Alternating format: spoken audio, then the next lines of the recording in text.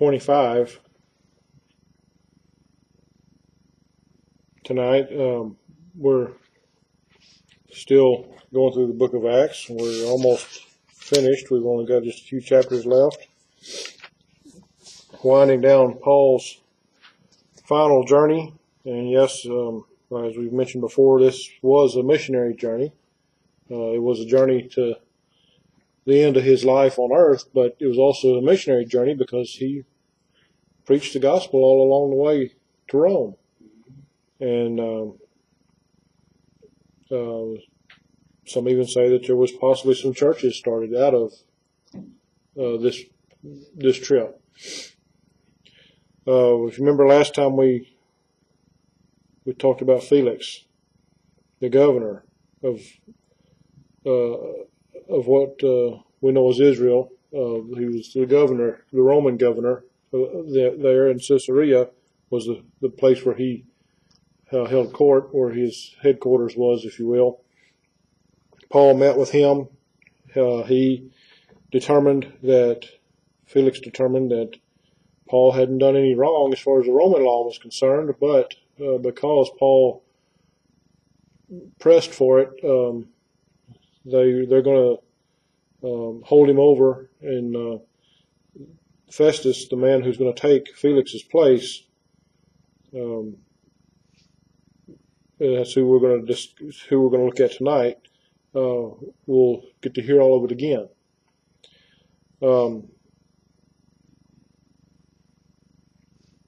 And at the end of the story of Felix, remember Felix and his wife Drusilla, who was a Jew, they heard the gospel from Paul. Now, in verse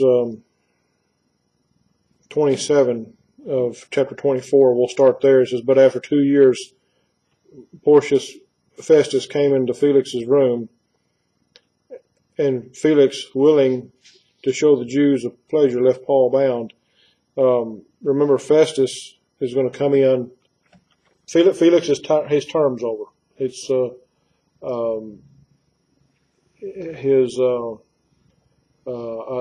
they weren't elected. They were chosen by the Roman government, but they served a certain period of time, either till they retired or till they were removed, whichever. But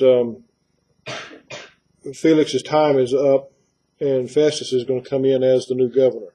And so Paul gets to preach the whole thing all over again, the whole gospel all over again to Festus. Verse 1 in chapter 25, "Now when Festus was come into the province, after 3 days he ascended from Caesarea to Jerusalem. Then the high priest and the chief of the Jews informed him against Paul and besought him." So Festus, as soon as he comes into the country, he goes to Caesarea because that's where his headquarters are going to be. But remember, the capital is still Jerusalem. Caesarea is the Roman capital, but the Jewish capital is still Jerusalem. And at this time, they still worship at the temple. So the temple is still in Jerusalem. It won't be many years later from this that Rome destroys the temple and all of Jerusalem with it.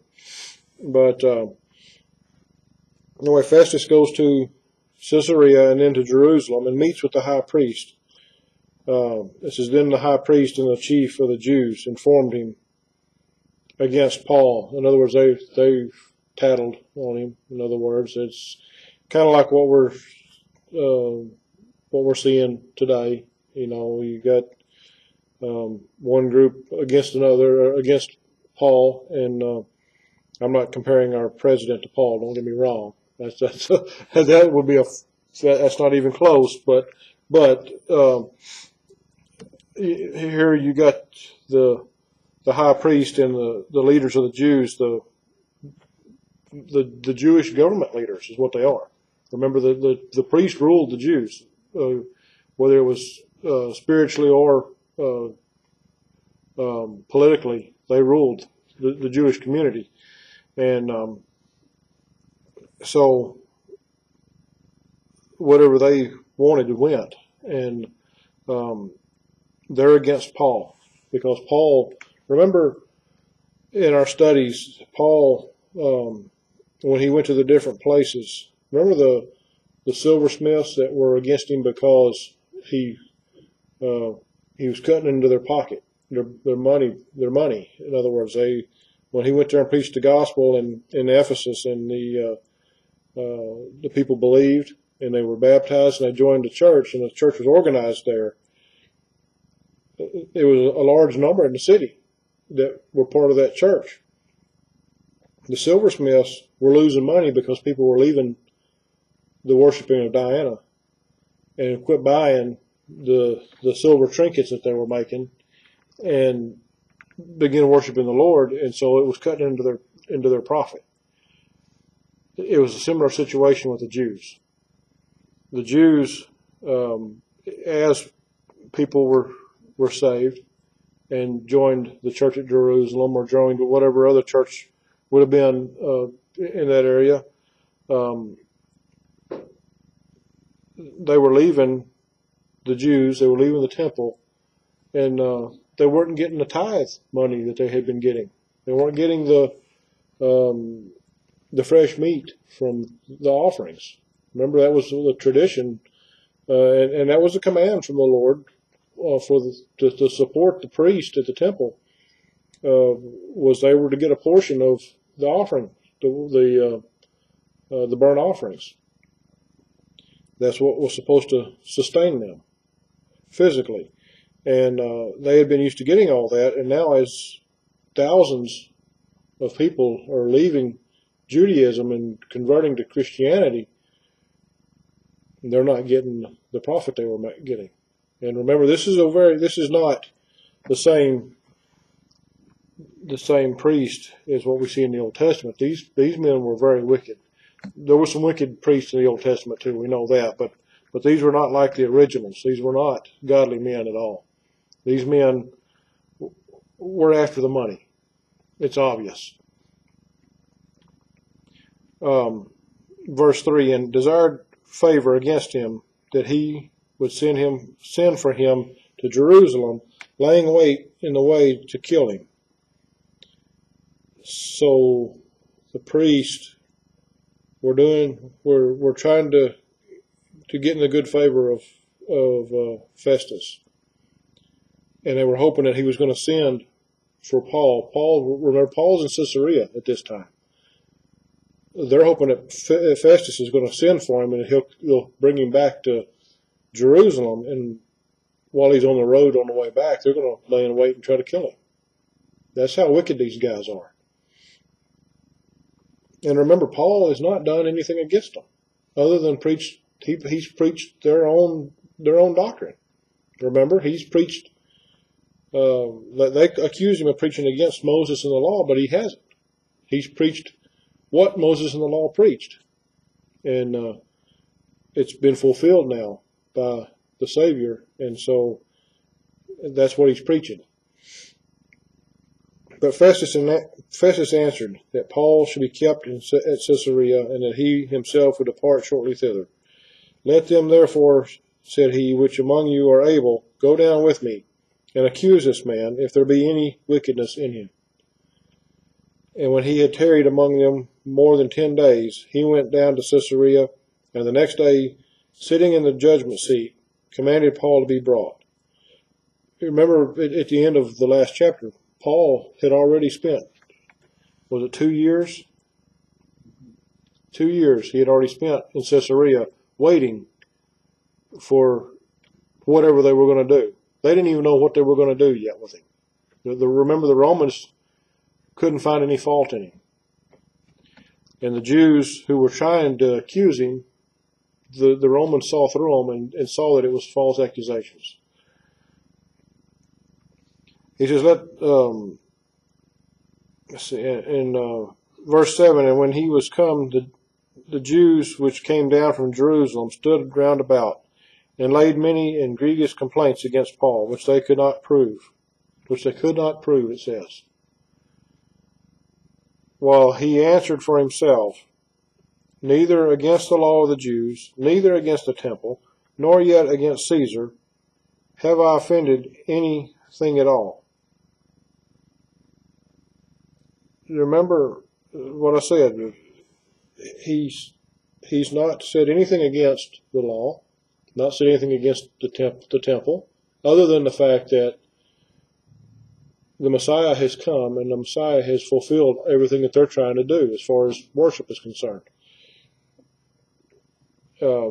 What their law and their temple represented was the coming of the Messiah. He's already come, so it was not needed any longer. And then he says, nor yet against Caesar. He's not saying anything against Caesar. Remember, we mentioned several times, I think, that in the Roman Empire, people, whether it was Christians or Jews or pagans, whatever, they were allowed to worship as they always had.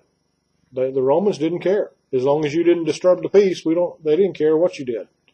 And that was their thinking. That's how they kept peace in the kingdom for a time. So he had not said anything against Caesar. But Festus, willing to do the Jews a pleasure, answered Paul and said, Wilt thou go up to Jerusalem, and there be judged of these things before me? Then said Paul, I stand at Caesar's judgment seat, where I ought to be judged. To the Jews have I done no wrong, as thou very well knowest. For if I be an offender, or have committed anything worthy of death, I refuse not to die. But if there be done of these things whereof these accuse me, no man may deliver me unto them. I appeal unto Caesar. Then Festus, when he had conferred with the council, answered, Hast thou appealed unto Caesar? Unto Caesar shalt thou go. So Paul makes his plight here. He says, I've done nothing wrong in the eyes of the Jews. The accusations they've brought are false. He even tells Festus, you know that they're false. Festus has seen that they're false. And I'm sure with Festus being the new governor, he's probably got the records from Felix.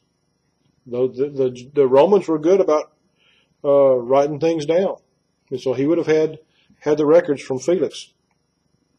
So here's two Roman governors, who both agree that he's done nothing wrong according to the Jews or the Romans. And Paul says, if I have done something wrong, I'll die for it.